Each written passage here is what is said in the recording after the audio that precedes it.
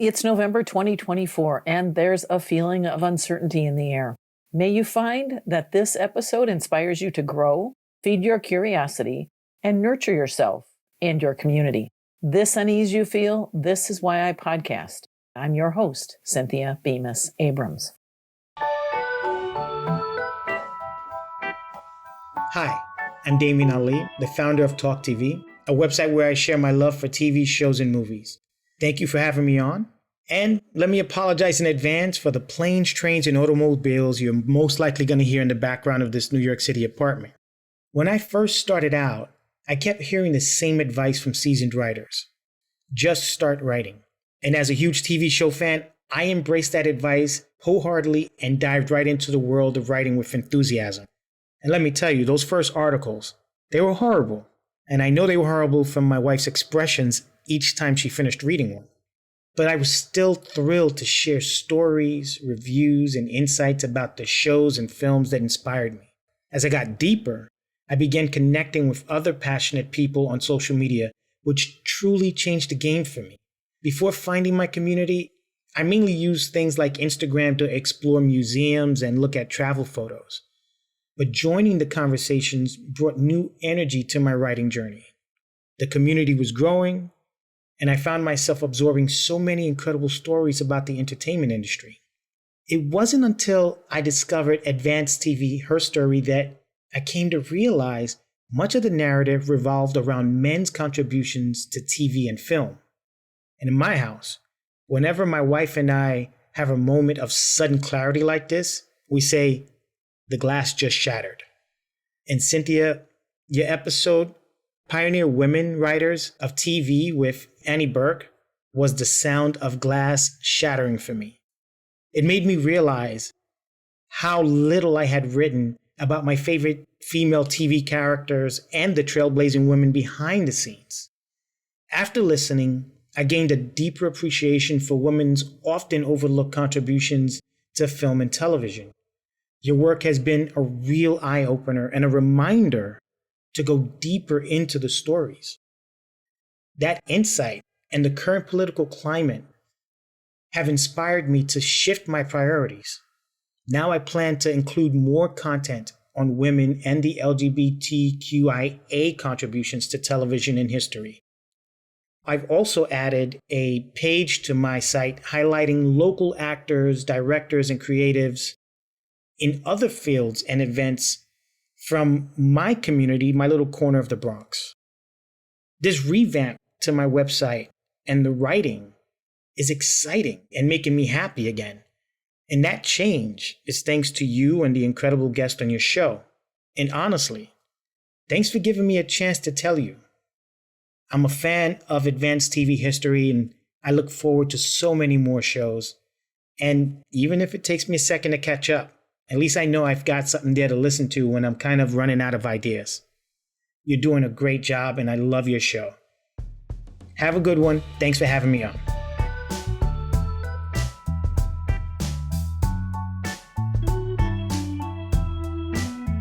Welcome to Advanced TV Herstory. This is the place where we connect the dots of TV and feminism to American culture and politics.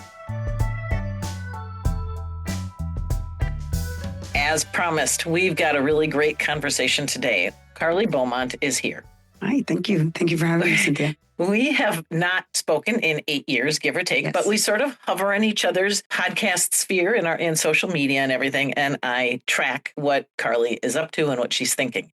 Before we get into the talk of change and what change feels like and how it can push fear in lots of different dangerous directions, we're first going to ask Karly some questions about her podcasting life and what she does the rest of the time, because you're in Brooklyn, right? I grew up in New York. And now I live in Jersey with my family. And I moved out there a couple of years ago once I had a baby and we were growing our family. We were like, we need some space, and things are getting really expensive in New York. So we moved out to Jersey.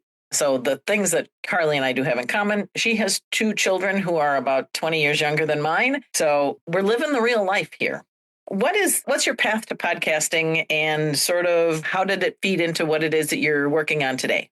So it's funny because when I was pregnant with my son, who's now 10, and I I was just sad. I needed something else other than just being a mom of a toddler who was like really running me ragged. I was like, I need something else. I need to be creative. I need to express myself in a way that would release all the thoughts and feelings that I have. Usually it was around TV because that's, culture and TV. That's kind of what I like to discuss and think about and talk about. But something that I can do at home because I had a 2-year-old at the time and I was about to have another baby. So I was like, I don't have the time to leave the house or sit and paint for hours, but I can talk on a phone, on a microphone and do something. So that's kind of how the idea came out. I was like, I need something creative to do. And I was listening to podcasts at a lot of TV analysis and reviewing podcasts. And I was like, I think I can do that. Funny enough, the first show that I kind of created with my best friend, Cynthia, was just kind of a pop culture show called That Pop This Life, where we were ourselves. We kind of leaned on our chemistry and our funny views on the world. And that ran for a little over 100 episodes. But while I was in the middle of creating this first show, I was like, I really do want to talk about TV. And the big shows that were kind of at the time that I was constantly discussing with all of my friends were the Shonda Rhimes shows on TV, Grey's Anatomy, Scandal, later How to Get Away with Murder, The Catch. So those are the shows I was like, I think I can do that. And that's how Talking Shondaland kind of was born. And that ran for a long time up until a couple of years ago where my father got sick and I had some family issues. So I had to kind of put a stop to podcasting on a daily basis. But that was kind of like my entry into podcasting. And I found the podcasting community to be not only very welcoming, but it was a true tight-knit community that I found where we would help each other out. We started a podcast network. I met some incredible people, including yourself. So podcasting is something that I think I will always do. I'm just currently not doing it on a regular basis anymore because of my family obligations. Sure. But I still, on TV Movie Mistress, I still cover some TV. I cover Interview with a Vampire and Warrior. And this week we're starting to cover Dune Prophecy on Max. So wow. I'm still out there, yeah. You're in the game. That whole sandwich generation of being both a parent and a daughter as our parents get older. Sometimes they're in great health, but their situations change and you're needing to keep an eye on them and make sure that they don't get robbed blind or harmed in some way. So I totally get that. And that is the beauty of podcasting. And you've got such a rich network. You could probably just guest for the next couple of years. And that's what I've been doing too. So, to kind of hold the fort, because I'm the oldest daughter. Is only my brother and I. So, I have to take care of my elderly parents. My dad eventually passed away, but I still have my mom and she's kind of now by herself and she's getting older and older and older. So those are just the responsibilities are just slightly different. And podcasting is something that I did to just enrich myself and to find joy. I do try to find ways to still do it and still kind of interact with the community. It's just not in the same way that it was when I first started 10 years ago. And with Talking Shondaland in particular, because Shonda Rhimes is still in the middle of her most productive part of her career. Yes. And seems to sort of maybe be fallow right now. Maybe she's getting into about to have an explosive creative moment.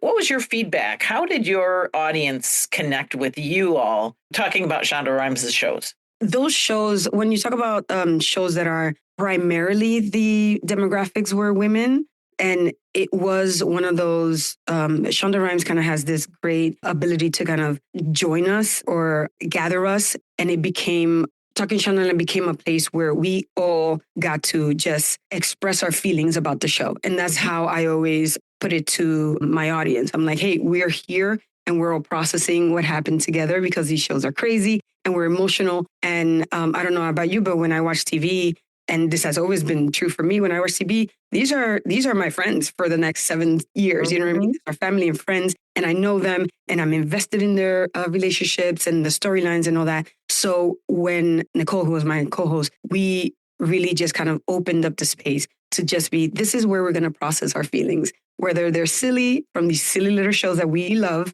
or not, but we're going to process. So people really took to that, and I would get pages and pages of emails with people's feelings and thoughts about the episode. I would get tweets, and it was just such a rich community, love and emotions and all that for these shows, and Shonda Rhimes and the people behind, the show that create them. It was just a lot of love. And that community was very, very engaged because those shows were engaging. They were fun to dissect, but also they were just kind of just entertaining. And that's how we were talking about them. I found the community to be very engaging in that way. The quality of TV right now, some people would say the shows aren't as nuanced. Mm-hmm. The series aren't as nuanced. I don't know. Maybe we're just in a stage of evolving, but some of the, it's on streaming and it's only 10 episodes and it seems a little formulaic. And when she hit TV, it was just this breath of fresh air. It was a breath of fresh air because I think that of course, the diversity goes without saying when it comes to Shonda Rhimes shows, where she kind of effortlessly almost introduced so much diversity into her shows without calling attention to it in many ways. But also, I think that she did something for women to just have something of theirs that didn't feel like it was manufactured for women. It was actually created and with love and dedication for us, by us, you know what I mean? Where we can see ourselves in these messy characters, but we could see ourselves, especially women of color. You could see yourself, queer women. And that, I think, is the thing that I admire the most in Shonda Rhimes. She's incredibly smart and talented. Yes. Yep. And I think that the more she produces, the more we'll get to see what she still has left to show us. But what she created with the TGIF, which is TGIT, which is what they used to call it. Thank goodness it's Thursday. Mm-hmm. Those shows, I think it was something really special where we kind of all got together as the ladies. And I'm talking about ladies because most of my audience were women. Mm-hmm. Most of the people, almost all the people that I spoke to on a weekly basis about these shows were women. So that was my audience, and Shonda Rhimes' lead audience as well. And just to close out on Shonda Rhimes. So she wrote this really great book, probably now 10 years ago, Just Say Yes, I think, something like that. Yes. It is part motivational. It is a little memoir-ish in terms of understanding where she was in her career that then caused her to just absolutely put the pedal to the metal and write and pour out all this creativity that she had really been developing since she was a little kid. So it's a cool book, Just Say Yes by Shonda Rhimes. And it's an easy read and it's uplifting. We need uplifting right now. We need something to kind of inspire us. I had the week of the election, I think Netflix released the Martha Stewart documentary. I don't know if you've seen it yet. I haven't seen it, but I heard she's not terribly happy with it. No, but I think there is a sense that I found of it being inspiring. And there's a line in it that she says that she didn't just want to be a has-been housewife, which that could be problematic for some people or not. But that I found that very inspirational because as a stay-at-home parent, which is an insanely hard job, I'm one and I respect those who are as well. But I had that feeling. Part of the reason I wanted to start podcasting because I don't want to just be one thing. We have a lot in us. And I think that society or culture or whatever really kind of wants to just put us in one box, in one place. And when I heard her say that, especially, that week of the election 2 weeks ago, it was very motivational for me. So I think if you can find things out there that will do that for you, Shonda Rhimes' book is fantastic for that. And it's probably at your library. There's no reason to not read. And she reads the audiobook for those who don't have time to read, but you have long commutes, audiobook, perfect. So great book to read, great book to sort of lift yourself out of this darkness. Let's instead talk about comfort TV, which a lot of people use to sort of get themselves out of their darkness, rest their souls for a half an hour or an hour. And I did a little polling of some of my people on Instagram and Facebook and got this incredibly long list. I'm just going to rip through some of those right now. And when one of them is yours, just go ahead and let me know. So miscellaneous, I thought this was fun. General Hospital, which I guess it's still on. And Bluey, and Bluey is actually my grandson's favorite go-to right now at the age of 2.5. Bluey is a wonderful show, even for adults. Non-crime dramas. People are into anything from Star Trek, including the 1990s series, because nothing more escapist. West Wing, which to me is a little too close to politics, but that's okay. K-dramas with YouTube and streaming and everything. There's something for everybody. And this came from...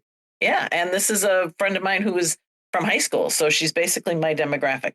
And then 2 votes for Grey's Anatomy. So, hey, on to procedurals. There are some people who say anything Law and Order, and those are, they're intense. They do take you away. Yeah. The new Matlock, which I've seen 1 episode of, and I thought was pretty good. It's got a little Murder, She Wrote feel to it. Yeah. NCIS, a little too close to government. Okay. The Vera Lal murders. Oh, interesting. I'm guessing that's a BBC product on PBS. Blue Bloods and Midsummer Murders. We were deep into British shows back during COVID and then sort of backed off a little bit. And I do need to subscribe to Acorn, but I kind of figure we need to lose a streaming service first. Yeah. Or BritBox also has a lot of stuff. Feel good dramas, Heartland, which I believe is Canadian or Australian. I watched it in Norway because it was the only show while we were traveling that was in English. Call the Midwife. You have to be a really, really rugged woman to watch childbirth like 4 times in one hour episode. Yeah, good job. All the Creatures, Great and Small, The Way Home, The Gilmore Girls. Yeah, the dramas are amongst the, it's all about relationships. Then the comedies. Everybody's got a comedy in their hip pocket. Bob's Burgers, The Big Bang Theory, Curb Your Enthusiasm, Abbott Elementary had 2 votes. MASH, Friends had 2 votes. Ted Lasso, Schitt's Creek had 2 votes. Park and Rec, The Mary Tyler Moore Show. That would be a 54-year-old escape. Hatch, Mike and Molly, and The Office. All great shows, yeah. Very funny. A lot of them are very heartfelt. Reality shows, which the only time it feels like I see reality shows is when I'm at the gym. But British Bake Off 2, The Golden Bachelor. Somebody's like, yeah, I know. I'm confessing here. Lottery, Dream Home, Property Brothers, Love It or Leave It. All those renovation shows. Yeah, they're great. They make me a little nervous, though, because I would really like to do that. And I know how big of a project is and I don't have time. And then lastly, people are out there learning and their escape is probably in challenging themselves. So finding your roots, anything on the History Channel, and Ken Burns documentaries. Absolutely, yeah. So do you have some on your comfort TV list, Karly? I do. But I think that it's funny because as I was thinking about it, and I know I texted you and I said, I don't know, I'm not really watching much TV now, which I'm not. I've actually slowed down my consumption of TV some. However, when I'm in some sort of like a dark place, like I was after this election, or, if I'm struggling with an issue, romantic or whatever the area may be, I always go towards things that will help me understand human behavior better and that will help me find some compassion. And for me, those are just things that I can if I can analyze them and critically analyze stories and characters and try my best to see the 2 sides of the story that is being told,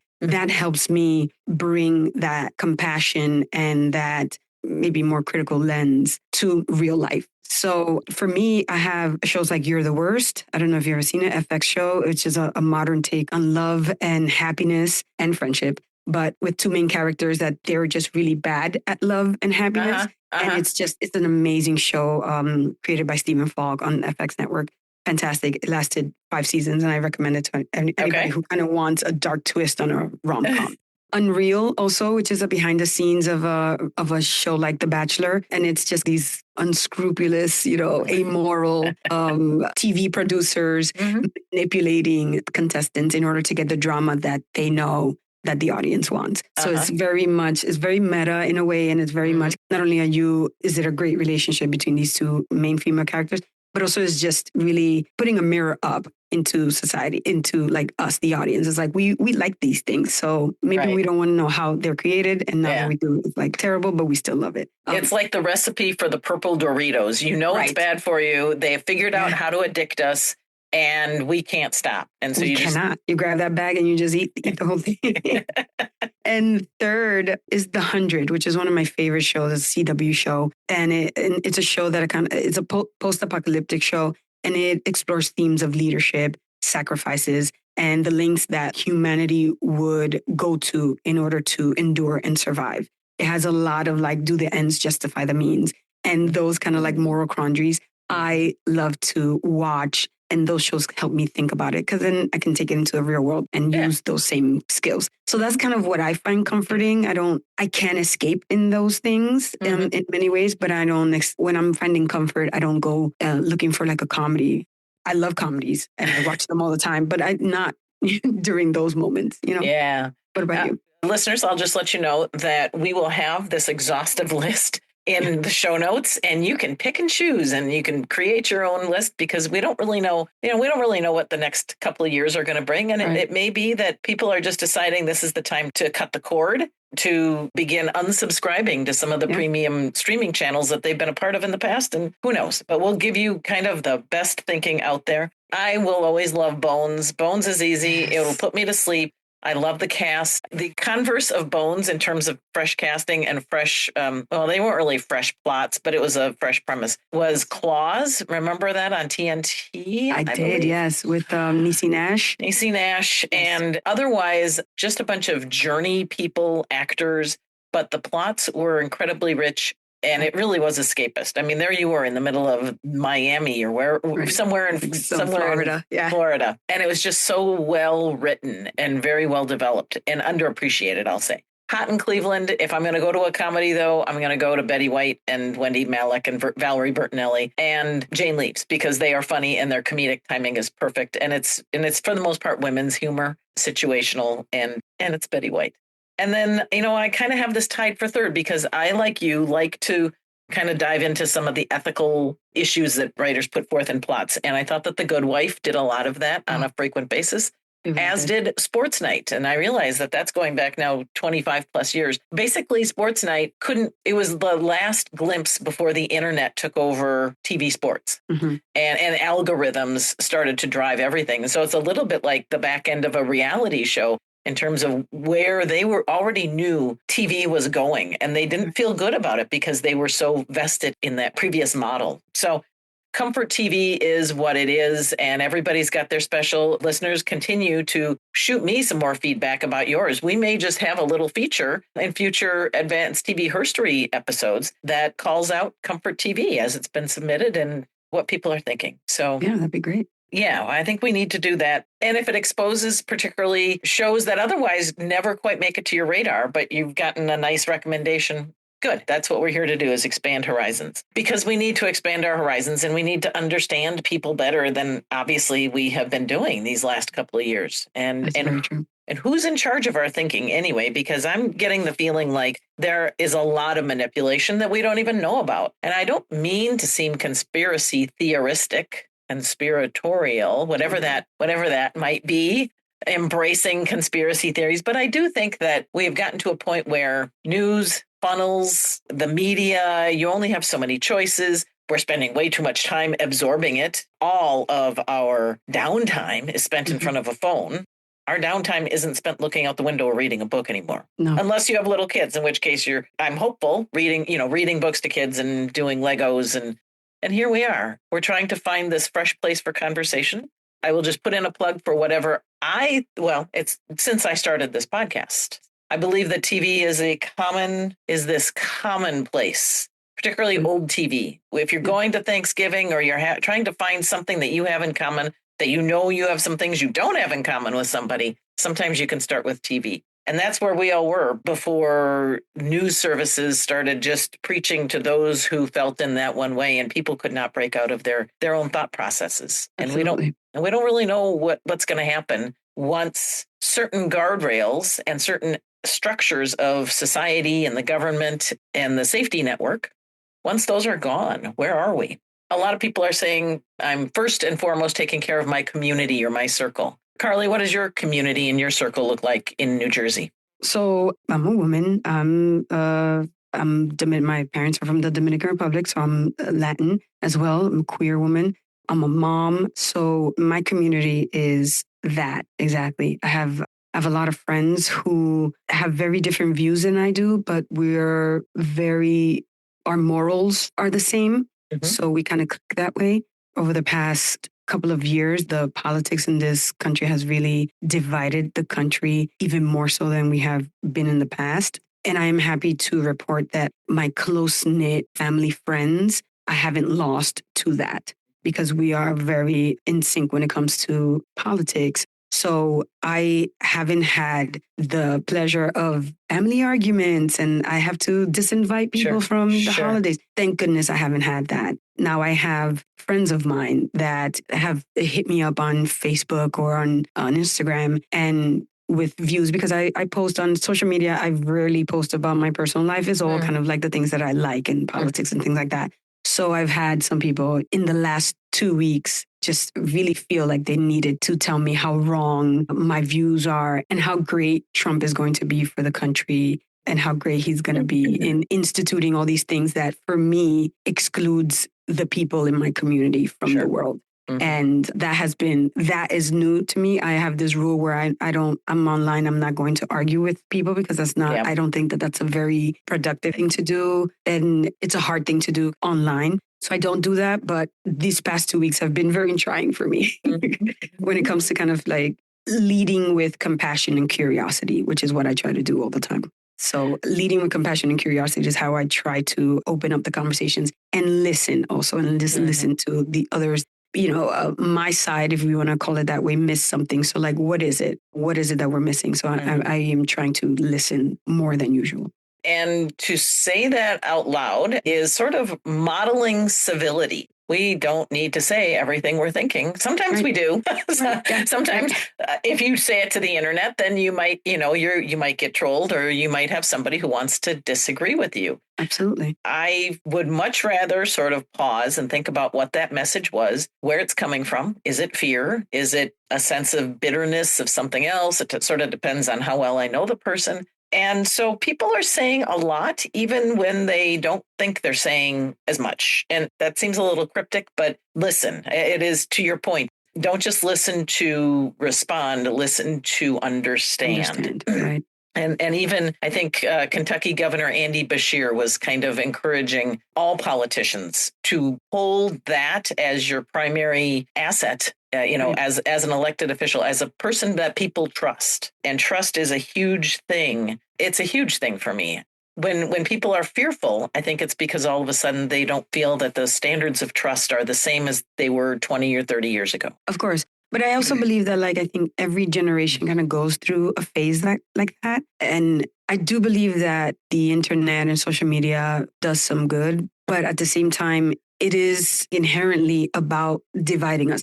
Not in a negative way necessarily. One of the first things that the internet did was help us find our communities in very nuanced little groups that you may not have had where you are in real life. And I think that has ballooned into factions of people that now we can't understand one another because we're so in our own bubbles. Yes. And again, politically, culturally, silly things doesn't matter, but we are all in our little bubbles. If there is one thing negative about the internet, it's definitely that. It's a huge thing, and it allows everybody to believe that their opinion matters, which it should. This has given voice to a lot of people who previously could not necessarily say what they want to say in a room filled with other people. That's a good thing and a bad thing, right? as we are starting to learn. To me, we're wrestling as a country with balancing this newfound individualism that people feel emboldened when they are at their keyboard to share. And sometimes it's brilliant and sometimes it's very bitter and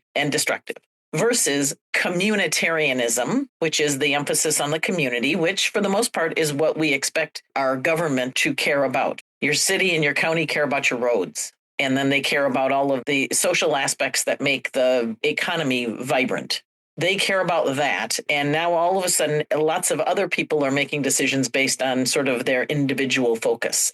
There's just so much change going on. And I think some people are better prepared for it than others. And I don't think white women are very prepared for it because the books are out there and you just have to realize that you've got one life to live. You got one life to live, and really, you got to need to roll with it because we're not living in 1986 anymore. No, not at all. I'm glad you mentioned white women because during the 2016 cycle, it was baffling to me how white women voted against their own interest. So this time around, I was a little more hopeful, and it was still the same and even more so that they were voted against their own interest. The only thing that I can think of is that, we have a party in MAGA or Republicans, whatever, that's trying to uphold, whiteness and hold on to it. And I do believe that white women probably believe that their whiteness will save them from whatever it is that's coming down the line that women, whatever rights women are getting taken away or whatever's coming down the line, their whiteness, first and foremost, will save them. And I don't think that they're really kind of being realistic about the dangers that are kind of coming down the line.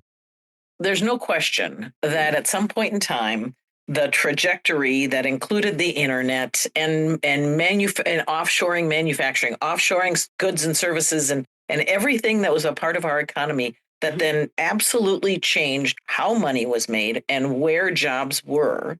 Right. That there were a lot of people my age, more so even than yours, who thought that the pace of change couldn't possibly make it in such a way that I won't have a job or that I will have to go become a roofer. And I think it moved faster for white men and lesser educated white men, that their situation was just not what they expected. And who wants that for their whole life? Who wants to be told by society that you have to change? That's not the American way.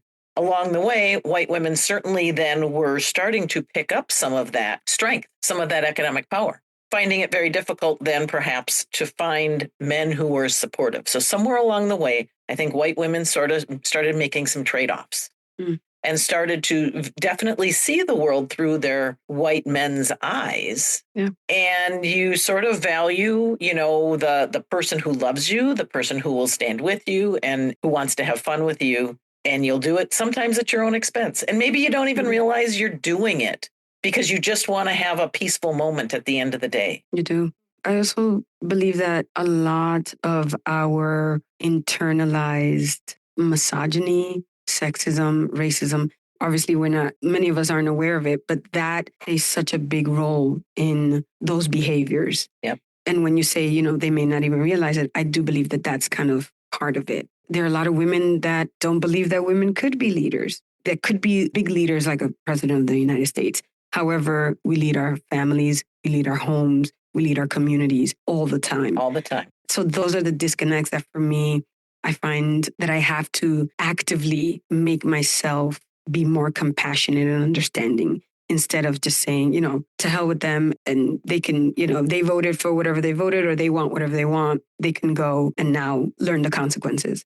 At least for me personally, I want to understand and I want to see if we can do better for next time. Because I think it's a lot easier to just kind of discard it. And I'm not getting involved because when I get involved, nothing happens. It's a lot easier to say that or feel that way or even do it. But it would behoove us to just sit, think, listen, understand where the others are coming from. And I think we've lost a lot of that, definitely over the past decade, but over the past 30 years since kind of like the creation of the internet. And I feel like I'm just crapping all over the internet. But I do think that has really, to our detriment, not helped us come together. And it has put us where we are now, politically and culturally. Yeah. And exposed us for other countries to kind of manipulate what people see and hear and believe to be truth. Evidently, some guy did a tweet over the weekend, which was a false football statistic, and it caught fire. And all of a sudden, Aaron Rodgers is repeating this the next day. It's like the modern day version of playing telephone. You and I are having this conversation. We're just trying to say, when it comes to your feelings and the livelihood of your family and the care of your family and being able to pay your bills, right now, care about your community. But when you're doing that, listen to how people are feeling and what their fears are, because in the end, these huge conglomerate media companies don't care about our lives.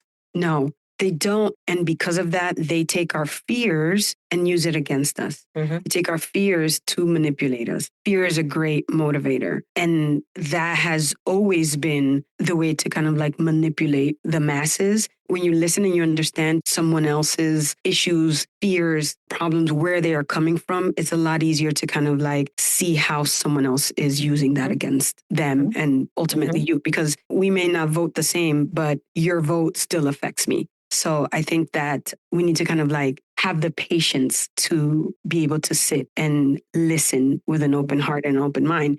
When you think about fear, and listeners, I'm just encouraging you to don't Google statistics or anything. Google what the definitions of fear are and what the medical outcome is, because fear leads to stress. Stress leads to the generation of all sorts of weird hormones in your body. And that's what causes you to do certain things. And that's why we find ourselves going toward the purple bag of Doritos. Yeah. Because our brains are starting to hardwire toward delivering us a little bit of relief from fear. Absolutely. In my life, I certainly have had a lot of experience helping people through very, very complex diseases and ultimately being with them at their end of life. And that, for the most part, that's what people's primary fear is, right? That they will no longer be. And that's the one thing that we have in common. And that's the one thing that I guess as we worry about so much change happening so quickly and that the regular person is no longer valued, we all may find ourselves having those very difficult, real conversations.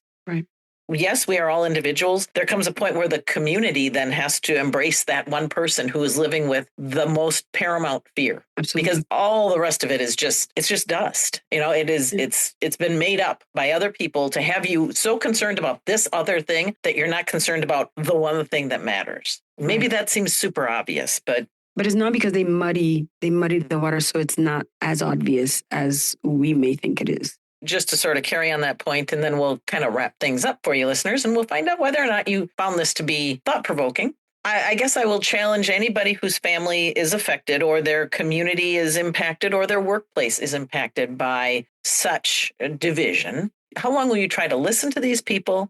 How long will you try to understand them? How long will you try to come to a point where maybe there's an understanding that people of all colors and of all backgrounds really should have an opportunity to live safely? Or are you going to walk away from them knowing that you may never see them again? Knowing that when you knew them 30 years ago or went to high school with them or worked with them 8 years ago, they weren't thinking like this. Their heart was closer to yours. There was so much more in common. I don't have the answer to that. All I can think of is that there will be even more loss, more sadness.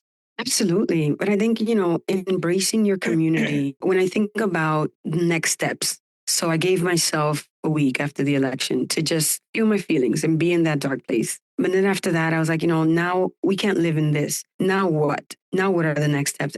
Great next step is to go to whatever your community is, whether it's the demographic that you belong to or your actual community, that your block, your whatever. Go love and comfort one another, listen to one another, talk to those who you think have the same heart that you believe them to have an open heart, open mind, and see if you can help bring them over to your side, radicalize them, if that's the word that you like. Yeah. Also, I think paying attention to what is happening. I'm a strong believer that the lack of education is what, the other side wants in order to continue to manipulate, because people are easier to just manipulate. That's just a fact. So I believe that the lack of civics being taught in schools that we are being taught is detrimental to us, because we don't know how things work. We don't know if a politician is telling us, oh, I'm going to do X, Y, and Z, if that is actually possible. So I think that, you have to pay attention, and you have to not be a political news junkie, but actually be aware of what's happening out there.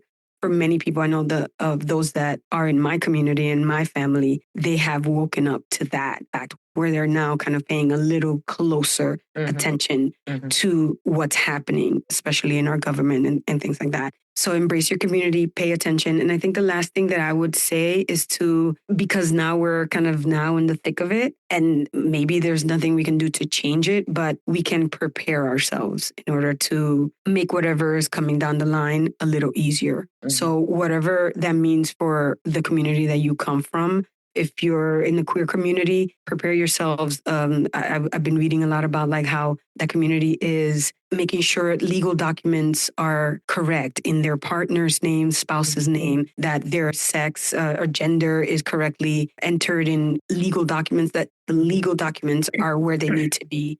Prepare yourself emotionally, protect yourself if you need to. And then we just have to go out there and organize and start with your family and friends, and then go and look for organizations that are working towards the things that you find important, and see if you can volunteer one day, a couple of hours. So I think that those things help a lot on a grassroots level. And I think on a grassroots level is when you start to change the most minds. Yes. I absolutely think that your suggestions, the next steps that people can take, maybe you've thought about it, listeners. Maybe you're still sort of waiting to see when that next step is for you. Maybe you've just got enough on your own plate right now that you haven't quite sorted out where your community fits into your ability to give a little bit more of your privilege to others. Certainly there will be more demand for food shelves.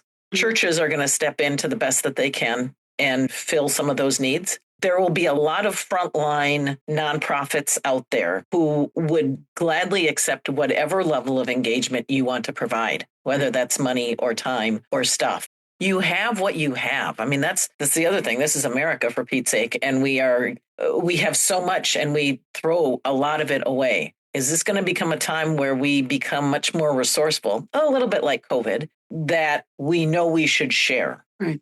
Because sharing is just going to get somebody to the end of their day with perhaps a little bit in their stomach or feeling like they're in a better place. But most importantly, that somebody cares. Absolutely. And when we are all so fearful, the last thing we want to think is that we're alone. Absolutely. That's such a great point, because I do think, from what I've heard from the people that voted opposite from what I voted, is that the government doesn't care about me. And this person is saying that he does, and that this movement does care. Again, I think that compassion that we've lost so much of over the past couple of years, need to kind of bring that back. However, I know after all is said and done, I do also believe that if this is too much for you and you do need to step away to protect yourself, mental health, emotional, what have you, I think that's also okay. Yeah. That is also okay. And if you want to kind of get back into the fight, great. We will welcome you with open arms. But if you're not, if you're bowing out, I can respect that, because it's a lot and it's okay to do so and heal yourself before you kind of keep going. We're ending this on a bit of a challenging note. So this is November, and last November, oh my gosh, I interviewed Annie Potts, and she has just started and is working on her nonprofit. It's called the Heart Channels. She kind of just does good deeds. And that was modeled. She tells a great story about being in a couple situations with her dad. And he couldn't pass up somebody who was in need. And that's sort of become how she has lived out and used some of her privilege and her celebrity to make a difference in the lives of others. So I guess that's where we are, listeners. We have Thanksgiving, we have holidays coming up where there's a part of you that wants to just celebrate and let go and love the moment, be in the moment with the people you're with. That's absolutely true. Also know, though, that perhaps this holiday and future holiday seasons, even more so, there will be more need. So how do you balance that? And how do you just try to get down to the essence of gratitude and the importance of community, whoever those people are? And cherish them. And if they don't bring you joy, then maybe you say, this is the year where I choose not to be with those people. People are starting to make a lot of decisions based on what they think is best for themselves. And that has not necessarily been my situation, but everybody has to do what they have to do. So we just want you to continue thriving in your situation and feeling like you're not alone.